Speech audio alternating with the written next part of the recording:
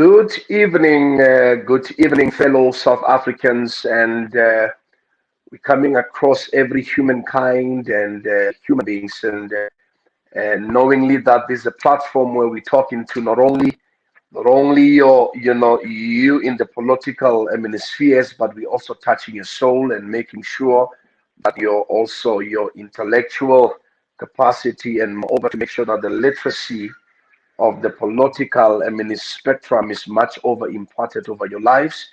I want to welcome you all as you are coming through and you help us, assist us even tonight to share this broadcast to the ends of the world. And let's make sure that people are definitely tuned in and coming through. Just invite, a couple of your, brothers and sisters and your mother, your uncles. Don't leave your grandfather so that he also can come with this, moreover, initiation, of that old, kind of the politics and that they carry. So I believe that you will be not only blessed, but you'll be more informed. So welcome, welcome, welcome, welcome, welcome. Assist us to do this PR and make sure that we welcome each and every one that that you know, and that you know that you know that has the interest, especially when it comes to the politics of South Africa and Africa at large, if I can put it that way, because we start first by talking about matters, and once we deliberate on matters, and we have a thinking tank, people that are coming out to pour, knowledge, and for us to understand in the whereabouts where we are and exactly what we are actually now facing. As the people of South Africa, and that will also need a table. Once you get a table of communion, and you have men or women that can come over and share with you, moreover, having the interest to see an upgrade and growth and seeing change and transformation, you see, on all spheres of life. And I believe that tonight you have just tuned in on the right, channel. We are on your YouTube, and we are on your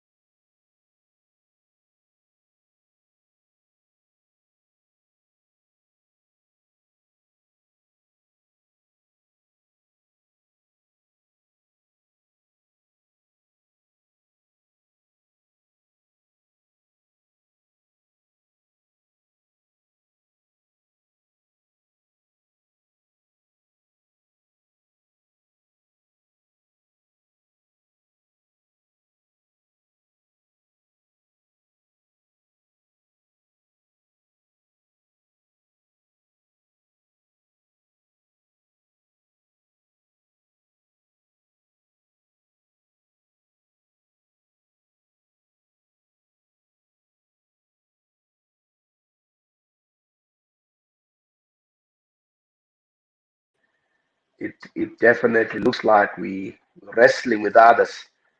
But I believe that in no time that will be, meaning we'll have our support back and make sure that we continue.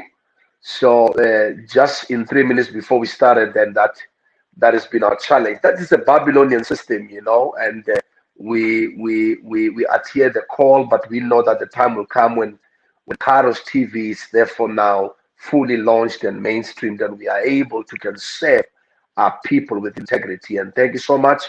We are continuing because you know what manner of a woman we have in the studio, that even the servers and the webs and all internet connections, the airwaves and the airwaves and are beginning to now react. So I'm just going to be just of a talk for a bit so I can make those who have already come, many should come on board to settle a bit. And just my last plea to all of you: can we just touch few people that are out there?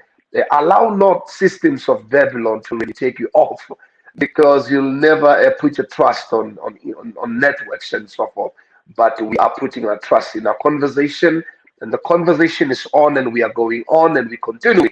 And Mrs. Zulubati are spelling more. Yeah, yeah, yeah, yeah. So we're not going to actually faint and tire to what we have in terms of our advocacy for our people. So thank you so much as you are coming through. Thank you so much. May we just continue to share this broadcast.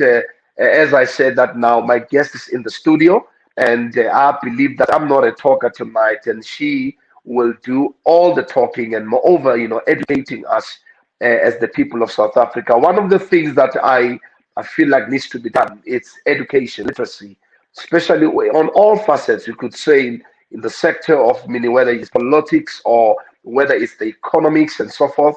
So we need to now begin to start talking.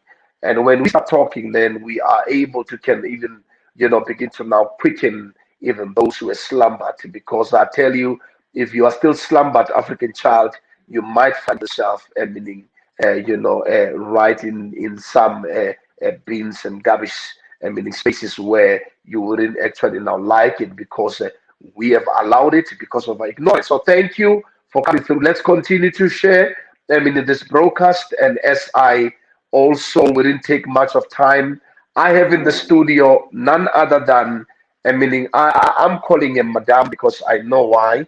I'm a Zulu man who was raised in respect and so forth. And I would say and love to say, Kim, how are you doing? But now it doesn't sound good to me. I know she would say, no, Mr. Lang, call me Kim, I'm Kim.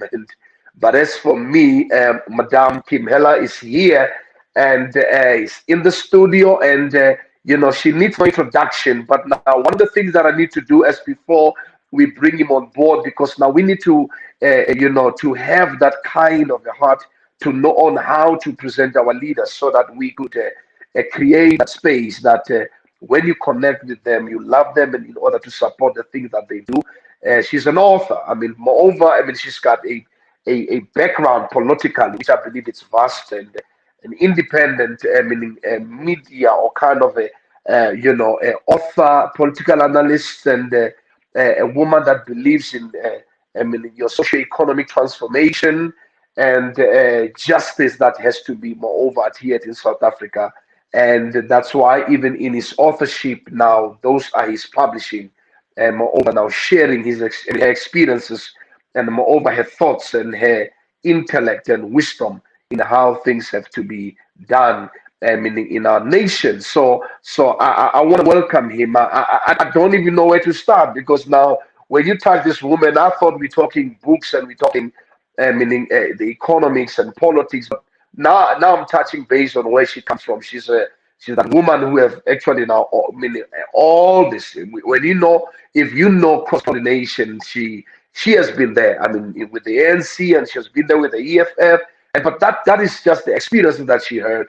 And also still honors, and also still, applause of the leadership that is there that she encountered with, and but still, also seeking for moreover what you call, transformation, or in that space it was radical economic, but she will be the one that actually outlines it to tell us exactly where she is now and what is it that she's doing, the project that she's doing, that will absolutely enhance us as South Africans. So now let me just welcome in the studio none other than Madam Kim Heller. And I'm so excited because I know, and most of you that are out there do know also, Emily, that you are about to enjoy such a voice in South Africa. Welcome, welcome, Madam Kim Heller. It's a good evening to you, tuning in from where you are in the comfort of your place. And thank you so much for coming through. Thank you so much for adhering to our invitation of Kairos TV and, meeting myself. And I'm championing this because I'm championing it. I'm that, they say, the young one says the dude. I'm that person that says we need to see change and transformation on the media space.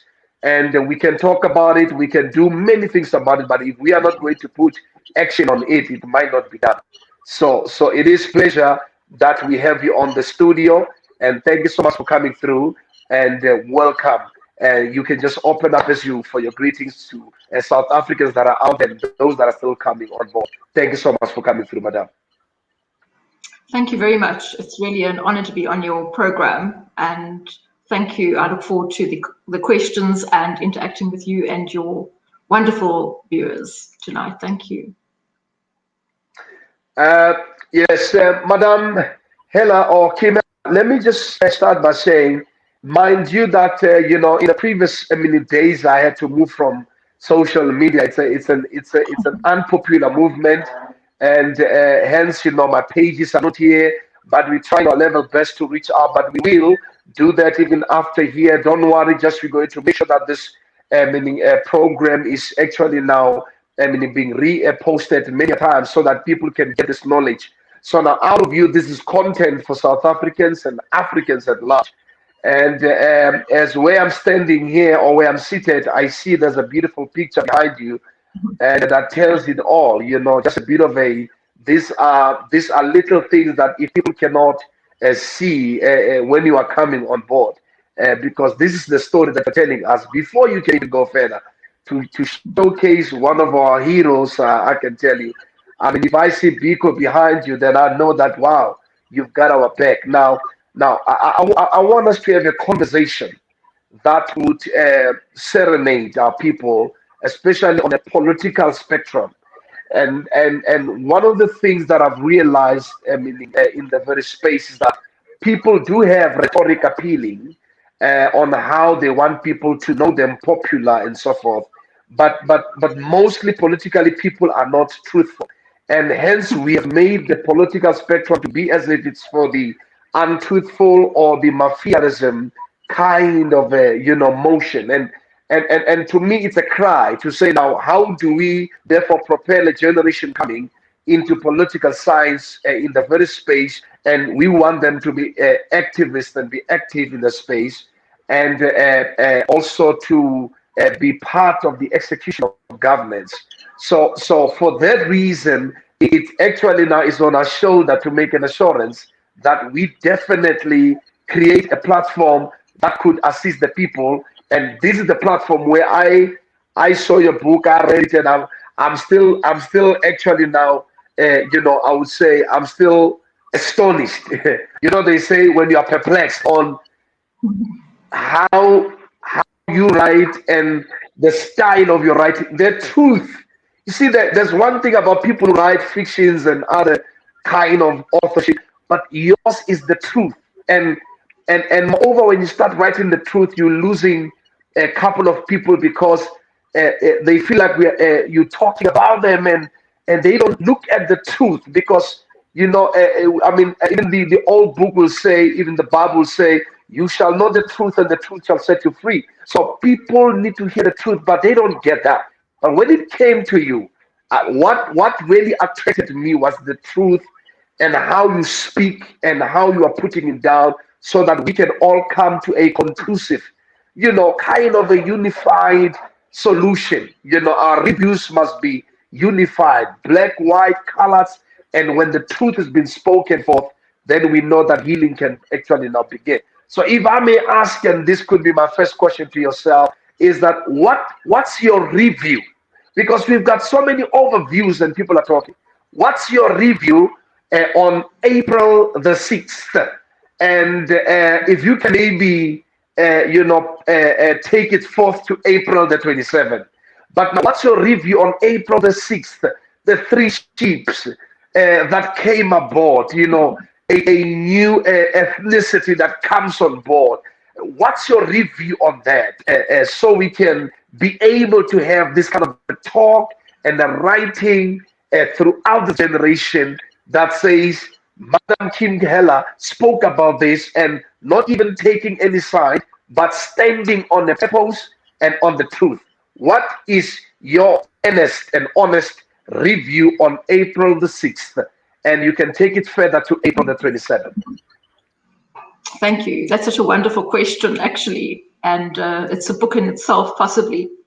So we saw a total devastation of the African continent in South Africa on that fateful day. And I always speak to whites to say that we are settlers, we are foreigners in this land. And that is the day that we came in. And we were never invited into this country. And we've been the worst visitors ever because we've stolen land. Our forefathers have raped women. Farms have been taken away. Dignity has been taken away from Black people. So it's been a time, centuries of total plunder by white people. And the greatest crime ever committed in this country, the greatest act of corruption, was land theft by white people of Black land. And the tragedy is that today, 27 years into democracy, the white settlers and foreigners still own the land. And for most white people in South Africa, we live as squires, a privileged lifestyle, where our fellow South Africans live as squatters on their very own land. So the interaction between white people and Black people has been based on illicit privilege and illicit power by white people. And that's something that I speak a lot about in my book. And I did another interview yesterday, actually, on a US-based station in honor of Africa Day. And I introduced myself as a foreigner on stolen land, as a settler on stolen land. And that is the way that I always speak about myself and that wish other white people would do so.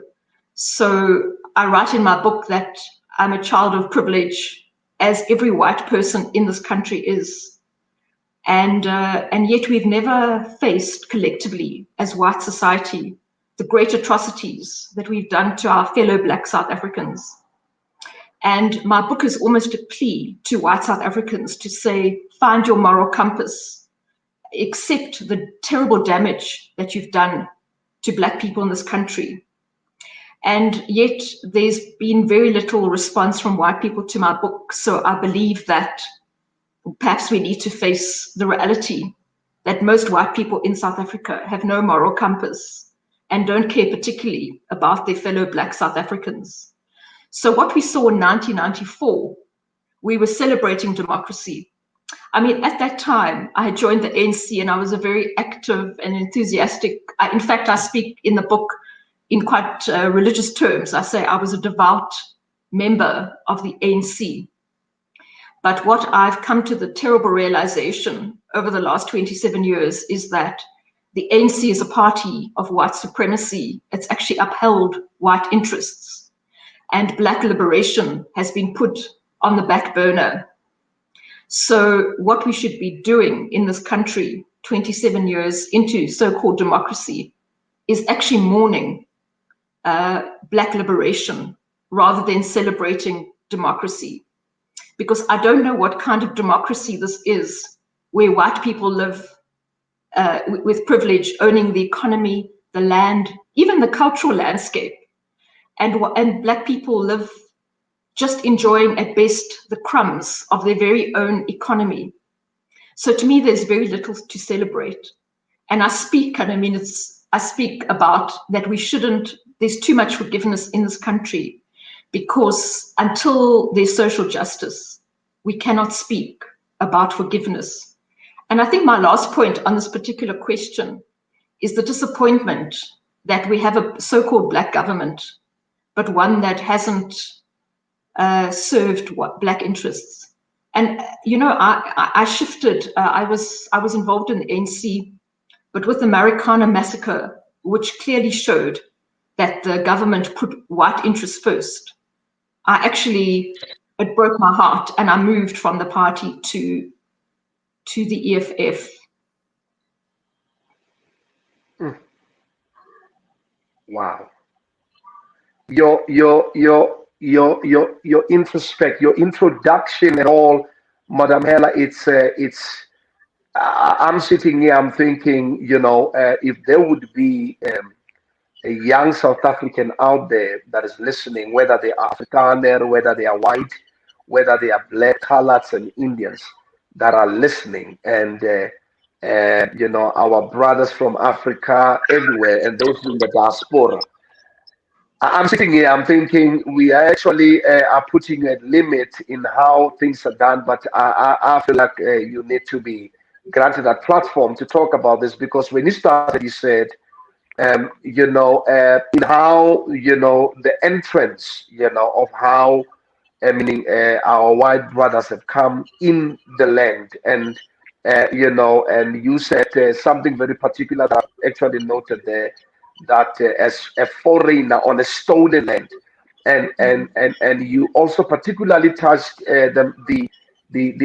also the ideology of forgiveness without social justice, and that's what I'm talking about. Even when I talk to the church, because you'll find even bishops, people who are supposed to be truthful, they're not even truthful about the matter. They say they are truthful because they want to please the other group, and they don't want to talk about this, and because they want to be moreover, they still have that narrative that says they will be taken care of, which is the truth as we speak right now. But now, for people like us who are called to really stand for the truth of the matter, we don't mind whether you take care of us or not. We'll definitely use the resource that we have as little as it could be, but we'll absolutely take the message across. So you have just touched, basically, as for me where I'm standing, I'm a bit shaking here because of how you have put it, to say, now you said to the US based administration that you are like a foreigner on a stolen land. Can you imagine that? Because when the truth has to do with you, people can speak the truth about any other person and say, I'm talking the truth, I can't be quiet.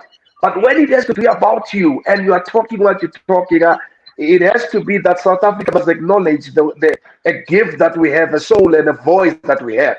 Now, let me take it for now. What it will be your state or your stance in however to maybe begin to now, the anonymity where you say, where are we as South Africa politically or economically? Are we somewhere, as you said, from 1994, when you were one of them that came and they joined, and hold hands with ANC, expecting, with an expectance that they will expedient, meaning a kind of a black conscious, ness movement that would say, let us make an assurance that those who are disadvantaged are being catered for.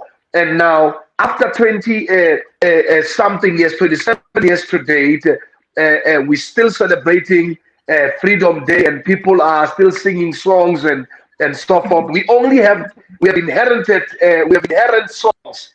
I can tell you, we've got songs that we can sing as black people. You know us. We have inherited songs, and we've got all those songs, and however we threatened them in the past and so forth. But now we have not yet become part of the economics. So I want to ask you, are we somewhere, or are we getting somewhere, or is there any hope that we will be somewhere any day in South Africa when it comes to politics, or would say the economics? Yeah, that's one, again, a wonderful question, and I hope I can do justice to it. I don't believe that there's much hope, because what has hope given black people in the last 27 years? And in fact, I think the ANC's traded on hope. So, but a black mother can't feed her children at night on hope. And all that, what the ANC's done, and I always speak about it as such a terrible thing, the legacy of the ANC is that they have actually crystallized black poverty and white wealth and it actually really upsets me, because I wonder if our future generations of children are going to think that black poverty is a natural thing and that white people, are the natural accumulators and owners of wealth, where actually the structural inequality is actually a monster of apartheid, but it's being normalized by this government. And I believe as long as the ANC is in government, I don't think that we're going to see a change. I mean, we have to look at land return. There's been no land return under the ANC government. I mean, it's very odd that their first minister of land, Derek Hanekom, was a white man. Perhaps that's not accidental. Perhaps we need to say that it was by design that the ANC was pursuing a particular neo-colonial agenda, and that the objective of black liberation was perhaps not part of the agenda.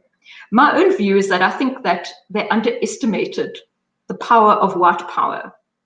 And black politics, it's as if I think they don't understand power and power dynamics, and white people have mastered that. And I think unless the mind of people changes, we're not going to see a shift. So it goes back to Steve Biko, who says the greatest tool of the liberator is the mind of the oppressed. And I think that, and one of my biggest worries is, like, I think that the mind of black people is occupied by whiteness. We have black people trying to be white or wanting to be white. And it's the most tragic thing, actually. So I believe that, and we have to look at our educational system and what is said in churches and critical places. I mean, we have to ask why Steve Biko's work isn't prescribed to every single child in this country. Because if it was, we'd have a very different South Africa. And I believe that until black consciousness is the consciousness of the nation, we're not going to change. I was just listening to another webcast, which is done by a department of one of the departments in South Africa. And it was the South African national anthem. And I saw all these ministers or people or government people standing to, when the Afrikaans version of Our Land was being played. If we're still honoring that, I think we are very confused people. But I just want to say something before we go on, and I want to make it quite clear, is that I write this perspective from the position of being a white person. And that itself is problematic because the book has done really well. I mean, it's been on the bestseller list at Exclusive Books. I think I've totally disrupted the narrative, which is wonderful. I'm glad that we, despite the fact that people may hate what the book is saying, there's been such a demand that it's been a bestseller. But it worries me because I think I must recognize that what I'm saying has been said by millions of black people before me. But such is the power of whiteness in our society that when a white woman says it, it has more value for some reason. And that's symptomatic of the fact that white supremacy reigns supreme in South Africa. And I'm very conscious of that. So I certainly don't speak on behalf of black people. And all I'm trying to implore to white people is find your ethical foundation and let us make reparations for the atrocities done in the past. But yeah, I'm not sure I'm being very successful. And then I think the message I'm trying to say to black people is, please don't rely on white people, because if they did care about you, they would have dealt with the legacy of structural inequality many, many years ago.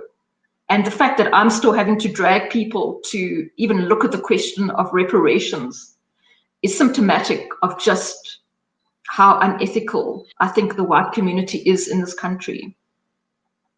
You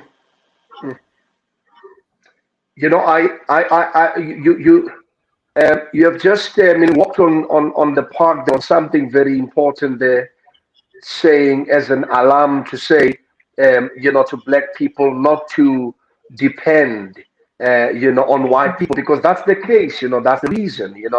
One thing happened to me. I remember when we were, in campaigns and doing, what we have to do or had to do then. And your media houses that I cannot even mention by names now. But now the problem was when they couldn't give us those platforms. I said to the leadership that now how about we open our own platforms, because even the mainstream media houses are actually also captured, if I can put it that way. I think a black child will understand the capture more than anything. And we did that. And you know what happened? The response from our black communities, they came back, they said, no, how can you have a conversation on any other platform if it's not your ENCA and so forth? And I said, then I knew that our people are definitely captured. It's a mental kind of a capture whereby we need to let them loose and set them captives free. So I hear you very well. So we need to start not to depend whether a white man, because the thing is this: when you see such happening to a white woman, so it shows you that the supremacy and the privilege that we're talking about is towards even white men, and our white women are still also meaning suffering the consequence. They might be enjoying I would say the privilege of being wives and so forth, but they don't have a voice, like you said, meaning as they were supposed to. So if only that there is black consciousness on the surface, where an ordinary man, local men and local women can catch up with this and understand what we're talking about. We could come together, black and white, and begin to rally on this. But you also touched on this, and now as long as the ANC is still on the throne, and they want to even lead us until Jesus comes, and sometimes even when Jesus has come, they don't want to let go. So that might not be meaning the case. It could be a dream that wouldn't actually come true.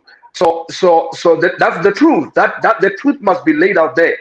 I was raised to see to it that there is a black president, and we never thought of it. We thought we need a black president, but we never thought of a black president maybe who would one fear God, and also with the love to humanity and so forth. So what we're having now, which is absolutely what we all know, which I don't want to engage on that now. But now I need to bring you on this talk where to say, now I saw you are writing as an author, you're writing books, which even today some of the bookstores, they want to even do it by per order because of the demand. And I'm pushing them where I am in some provinces. Where I go, I give them a number. I need that book. Because I know how PR actually works. So because I'm behind this woman, and that I will do. No one will actually force me not to do it. I'll do it even tomorrow. So on Monday we'll be having some in the capital city and so forth. Now I want to ask, what a as an author, what a title that it is. No idolize. What a title. What a title. And that you have put out there. And I saw some reviews there made by two of of the great men that we have in South Africa. Professor is there also, and the other also gentleman. So I saw those reviews, and which absolutely brought joy to me, if I have to be directive in regards to calling their names accordingly, because these are very astute men that we have in South Africa. So when I saw the reviews of Professor Sipho Siepe, I was so excited to see what he wrote. Meaning, he said, open quote, yours that which you wrote here, it's a razor sharp critique of South African politics. A razor sharp, like it pierces through. It's like a double-edged sword. Whether you take it or whether you don't take it, whether you hate it or you love it, it doesn't matter. What matters is the truth that is there, that absolutely will bring life to the people of South Africa in general. And also, also Pakamile Hubimachola also indicated, open quote, said, brutally honest, and close quote, which is to me, I don't know. I will write something for you, because for me, to them you are brutally honest and you are like a double-edged sword, but to me, you are like an epitome of the truth, and it's scary. And that is what I'm gonna send you on, wherever I could send you to get. That will be my review. The epitome of the truth, the epitome of the truth, because we normally don't have such people on that spectrum. Hence, we tend politics to become an animalistic kind of an altar. It is a platform for animals, for people who want to eat each other, lie to each other, and so forth. Then we expect, on the contrary, we are actually promoting the kind of shenanigan in how people must talk and lie. Then we expect good governance. What a lie that we are living. So, but now, no white lies. What is this? I read it inside. It's breaking my heart. It's the truth. For me, it's an epitome of the truth. Kim Heller, if you can be the one that tells South Africa and Africa and the community of the world, what is this? What was in your heart that you wanted to share with us pertaining the message? No white lies. I don't want to talk about the subheadings. We'll come there. But no white lies. What was in your mind when you started to narrate and the inscription and manuscript of this book? I think that name came from somewhere else, because it is just the perfect name. But I think it was just an absolute. I just woke up and I had that name in my head. But I think it's because I'm so tired of just the false narrative that's being portrayed. In fact, I call it the master narrative, to use a pun. It is the narrative of the master. And the media space is so dishonest. I've been a journalist. I've worked at newspapers and media for most of my life. And I think that there's been such a peddling of propaganda. I mean, I always say, and I dedicate my book to Dr. Agri Cluster, who was the editor-in-chief of Sowetan many, many years ago, and a great Black consciousness scholar. And he was really my mentor. And he spoke, he did journalism that built up the community. But now we have a very anti-Black media, anti-transformation media. So, for instance, when we see a white criminal or a white murderer, they're always excused, or we never see photos of them. There was a case of a rapist of a young girl, but it took a long time to show that he was a white man. So there's a criminalization of Black people in South Africa, and corruption also has a Black face, according to the media. But the sad truth, or the truth, inconvenient truth, is that most of the corruption that goes on in this country is done by white corporate companies. And historically, there has been a corruption of a great scale by white corporates, which is still being hidden today. So I think I just got absolutely exhausted about those lies and felt that we need to do this. And I write in my book that telling the truth comes at a cost, because I've lost job after job because my views are not acceptable and they fight the white establishment. So the truth, I say, particularly in the New Dawn, it's a blood sport. It's dangerous to tell the truth. But the other great lie is that, the Rainbow Nation I speak about as a great white lie. It has deceived us and we need to shut it down. And that's the title of one of my columns in the book. It's time to shut down the Rainbow Nation. We can't ignore the fact that reconciliation has brought little to Black people. And it's just jackpotted white privilege. So people say the book is quite negative, but it's not. I'm trying to say that unless we identify the problem, we're never going to find a solution. And to carry on with this false coral of reconciliation is never going to speak to the dignity of a Black child in this country. And we need to go back and understand that a mistake was made, that there was no breakthrough in 1994. It was a compromise, and the people that were compromised were Black South Africans.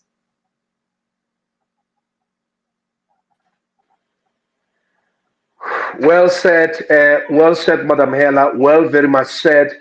And a compromise it is, and a lie it is, and something which you just, I mean, shocked me on there, which I believe that it could be hashtags, is that the truth is a blood sport. Once you start talking the truth, you are a target. And there are people who have taken to their shoulders that they would eradicate anybody that comes out and speaks the truth, and they're backed up financially and so forth. And for me, it's my heart prayer that we will pray for them all, that they even will wake up in the morning, they might not find breath in their bosom, but we want them to be alive to see change when it comes, because people must know we are not beyond natural law, we are not beyond creation, and South Africa has been a nation that actually now, moreover, looks up to creation and the Creator. So I get you when you said the truth is a black spot, and thank you so much that you came out either way. And we knew that obviously when you start coming out and speaking such a truth where people say it's a lie, and maybe it addresses moreover, or it stands against, on a negative way, against, white supremacy and their establishment. But now, you see, now you continued, and which I'm not sure whether you have already begun to now even put it out there. Something which I got to come across, which I love, and I believe that we all gonna wait for that book to come on board. But we are still on No White Lies. But you also continued now currently as you completing a book. I think you did it. Maybe it's not. If it's not done, maybe it would be done, or it was done last year. You can correct me on white supremacy in democratic South Africa. That is more like that's directive. That's you can write a book and write many things inside, but this is more directive, more political. This is the kind of books that we must have at our South African library. Your British library. These are the kind of books that we must have, where our children must start reading such books and absolutely need to be embraced. And as for me, there's any South African that is watching it right now, we need to make an assurance right now. If you have bought a book or have not bought a book, and I can tell you most that have come, they will buy a book. If I have 100 people, 200 people, 300, and those that will come on board, it matters not on how we are going to resend this, repost this post or mini program. Let us buy these books. Let us, you see, the other thing that will help us is to support a good thing. If we're not supporting a good thing, but we keep on paying DSTV, we're wasting time. We need to support a good thing. Let us buy this book and make sure that we support a good cause. And I can tell you, it will blow your mind. It will blow your mind. Let's get No White Lies. It's very much important to do that. And why I'm saying it while she's here, because we might not get it in the next day. So we need to make sure that we get it right now and we get that book. That even the work that you're actually bringing on the tables and on our platforms, white supremacy in democracy, in democratic South Africa, also need to get that assistance, that help, that boost wherever. Give us those books. We'll sell those books all over South Africa and make sure that which is endured over your life, Madam Hela, it's absolutely upholded. So now, just to go a little bit deeper on that one. On the very book, there's a subheading that you bring on board, which I love so much, that said, Black politics and white power. You spoke supremacy, you spoke so many things on how, there's the white establishment and so forth. And because I know that when you wrote power, you know exactly where power lies. Now, in other words, what power does a white man has in this nation, whether politically or economically? Well, a white man is still in charge, but I think white women and white men, I don't see the white woman as a disadvantaged species. I think by virtue of her being white, she gets a passport to many opportunities that a black woman certainly wouldn't. I mean, that is obvious. So, it's quite interesting. And I was listening intently to Brian Malefe's testimony at the Zondo Commission. And he speaks about the fact that most of the procurement that goes to Eskom and other organizations is white spend. But what we have is black people worrying about the minuscule 5 or 10% that possibly went to the Guptas. Now, I'm not condoning any wrongdoing that may have been done by the Guptas. We don't even know if that's the truth or a media spin. But we have to start asking some difficult questions, and which is, why are black people just concerned with such a minuscule for fighting for the crumbs rather than addressing the 90% whiteness?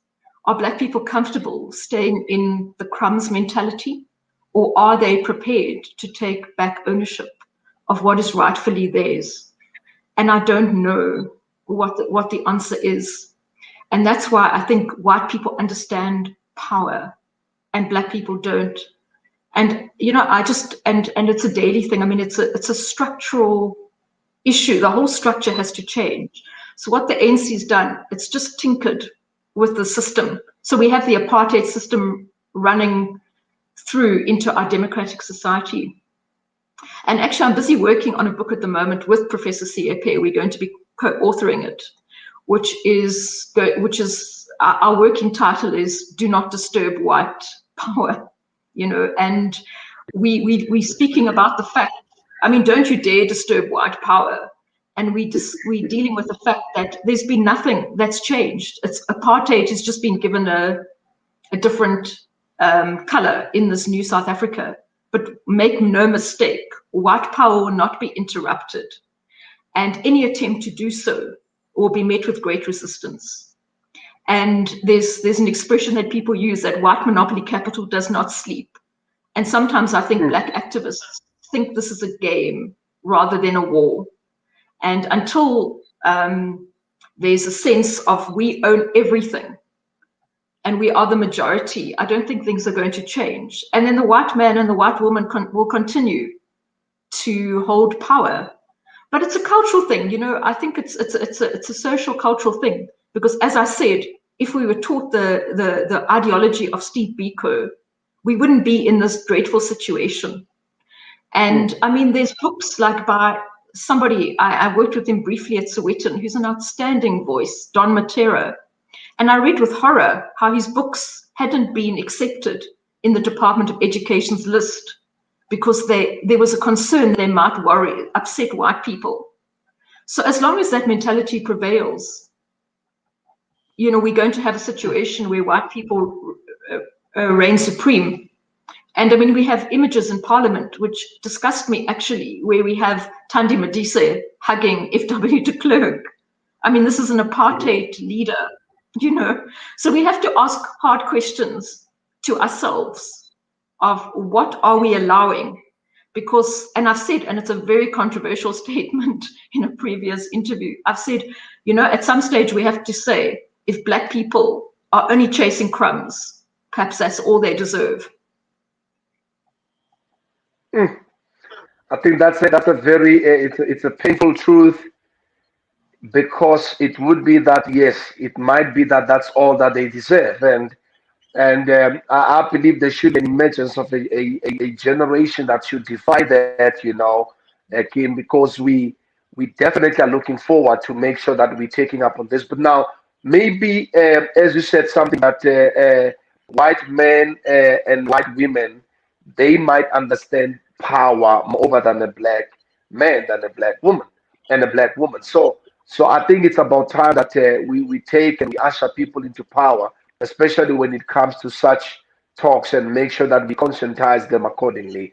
It might take some time. What I know is that things do take time, but a little that one can do in our lifetime would absolutely usher us into that space where we would see change coming to part. And you are right when you say some of our black activists, they think this is more about politics and more about pocketing and more about, becoming, influential on certain things which are not of importance. And I always say that now, if you want to talk to me about the great leaders, talk to me about people who really put humanity first, and leaders who will actually stand for something, especially when it's the truth. And even though it's not favorable and it's unpopular, and you might not have many people following you, but when you stand for the truth shall prevail. It might not be in this lifetime, but it will definitely happen in as we are pursuing it in our lifetime. So now that to me gives me hope, and we want to give somebody hope there at home. What you spoke something which I need to just throw in so we can give them, a bit of some food in order for them to take. You spoke about how land was taken because that was the primarily meaning thing that meaning issue that was actually tempered with when we saw land being taken from the people. Hence, you saw that also in the in 1913. In 1913, I always tell people my grandfather we are part of that which what happened after Bambata War and so forth. My grandfather was the one leading Bambata war, and they were arrested and they were actually released to go and fight World War I, meaning therefore, and then now in 1913, as they gave all in the promise that it shall be given back, and there's a department that will deal with the Land Act of 1913 and so forth, and to 1970 property meaning act was also tempered, and until today we're still fighting the property right, and people are talking land expropriation, and whether with or without meaning compensation, and it looks as if also it's an undeemed kind of an exercise. It cannot, we will not come to that position where we say now we've got the land. Now everyone who starts a party, they come out, land expropriation without compensation. But 1970 Act was actually now, there was some repeals and also amendments that brought it to property rights. And today we're still struggling there. But now we find politicians seducing people in that level to say, we'll get your land and so forth. Now, the case of the land, Kim, if you can just maybe brief for us, the case of the land, are we going to come to that time when we say, wow, a black nation has got, even half of their land and enjoying land as, the few majority and the minority are enjoying the land? Well, I don't think as long as the ANC is in power that we will have land return. And it's a sad thing. I mean, actually, and I say that with some degree of understanding, I hope. I was at the ANC Land Summit 2 years ago, and I was quite horrified at the level of what went on at that conference. In fact, they had a lot of white specialists on land guiding the discussion. And actually, I'm one of these people that feels that white people shouldn't be anywhere in black organizations, and I include myself, which is one of the reasons I left the EFF. What do you want a white person for in an organization? So I think the land policy of the ANC is very, very controlled by white people, and we know what happened with Joe Slovo and the Sunset Clause and the Freedom Charter. So I think I write in my book that the ANC lost the plot in 1955 with the Freedom Charter, because they made sure that the oppressor was accommodated, and that's insane. I do believe, I hope I haven't come across too negative in this interview, because I think that there's some brilliant black minds and brilliant black politicians that could do really good work. And what I would like to see, and hopefully with the elections coming up, are black parties to the left of the ANC uniting rather than competing. And then I think there's some hope. So I'd like to see a slightly more radical stance coming from the EFF. I think they haven't been as strong on land as their cardinal pillar suggests.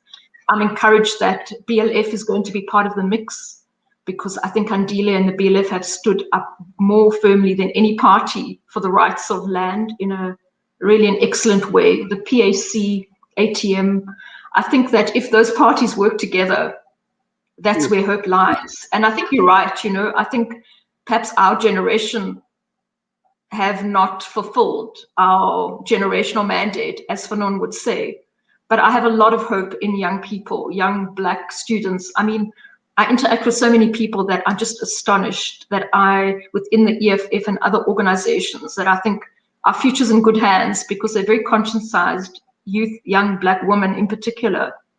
And I think they will drive the agenda forward where we failed. We failed to take it to where it needs to be. Well said, Madam Hella. Well said. I concur with you most assuredly. We do have some, prolific leaders that are out there. And moreover, you said that the emergence of the young blood in our nation is definitely meaning, imparting a bit of that hope, because now we thought they would be maybe they would rather be white, in whatever they do because of what we know they are in white schools, but I can tell you they are really coming out with their afros. They're trying to speak something that they might not even know, but they are really kind of, and they are so vocal. And if we are blessed with such a meaning a group of them, and I'm part of them, I want to actually also put myself to be young to say now I'm one of those, and we want to be part of them that comes on board and hold hands and drive this thing going forward, because we believe that it will surely, a day will come, where definitely, as we know that things went horrifically wrong, even prior the Kudesa, meaning dispensation. Things went horrifically wrong, which we don't even know exactly what really happened, who really made the decisions, and who Tata was, and was he Tata. So we've got so many questions, but which we believe that those questions might not be answered as long as the ANC is in power. And we are looking forward to see to it that let there be a rise of meaning a movement that will have a heart for the people of South Africa. You see, I would love to have a week with you, if not a month, as we are deliberating on the matter. But the one thing that I want us to do before we go, as I am calling people to make orders, because we can never come to a place of knowledge or literacy if we don't support each other. I no longer just buy books from America. I buy No White Lies. I want to buy your next book. I want to buy the book that is at hand, which is white supremacy in democratic South Africa. I want to be the first to buy that. Please sign it for me. If it's out, if it's not, please sign it for me. I want to have that book. If I can have a couple of those books so that we can also spread it, I can buy a couple of them. And we're going to buy many of those so that we also support each other, especially in the second, to make sure that there's lucrative kind of a support that makes it well for us to persuade what we are doing. And as you said, it's like a blood sport. All doors are closed. No donor comes on board and say, here is this, because they don't agree with you. So, but now, thank you so much, Madam Kim Hella. I will want to have much from you, but because of the time, I will want to just drain you just to give us more, because I needed to ask about the state capture. Maybe just a little is, are we having a state capture here? Something you can breathe if you can, because I don't want to let it go and find that you can't. Maybe we can drop at 8:30. But if you can, because I have been given time by you, I want to ask you, do we have state capture here? Yes, I think we do, but we have to ask what is state capture. And that's why I was saying that we're so concerned about the small percentage of procurement that might have gone to the Guptas in an illicit way, although we don't know if that's the case.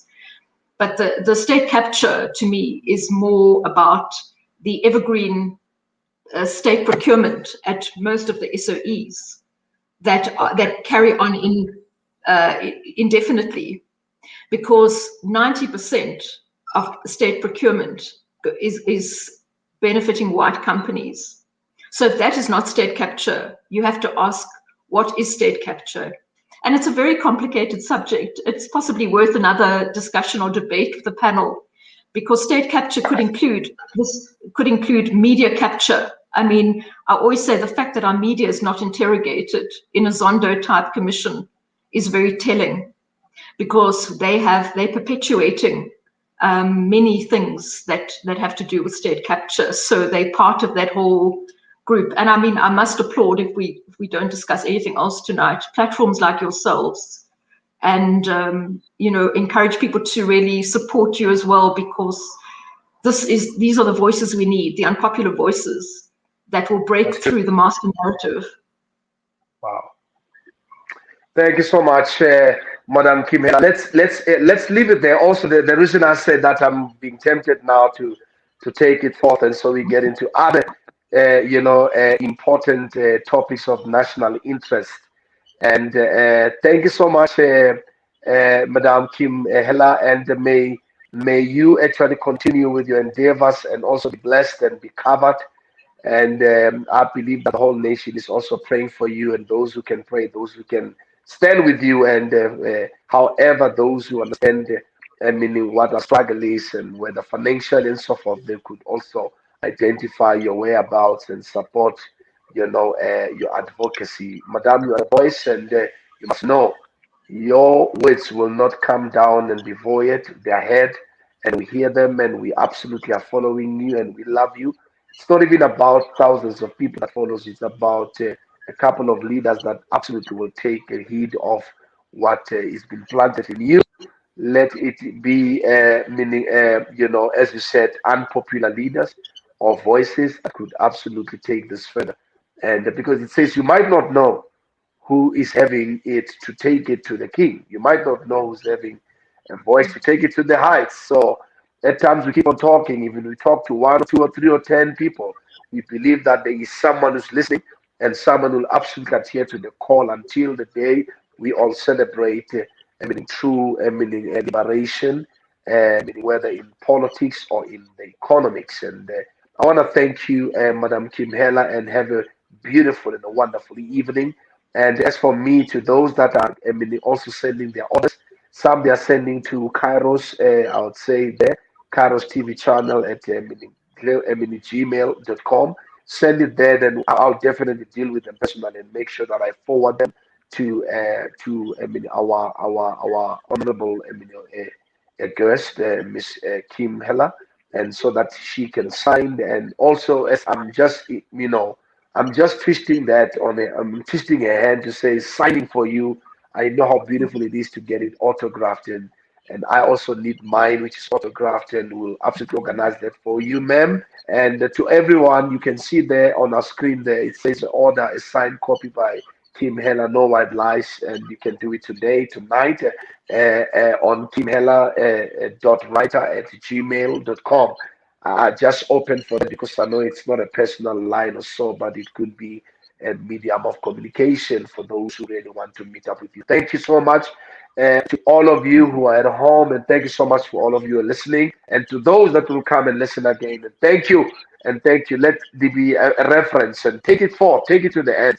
Let's share this broadcast and make sure that people that have not heard it hears it. And I believe that God will absolutely heal South Africa, and God bless South Africa, and God bless you all. And thank you for the evening. Thank you, Madam. As for me to say to you from Kairos TV, we love you, we are with you, we pray for you, and may God bless all your initiatives until we meet again. Thank you so much.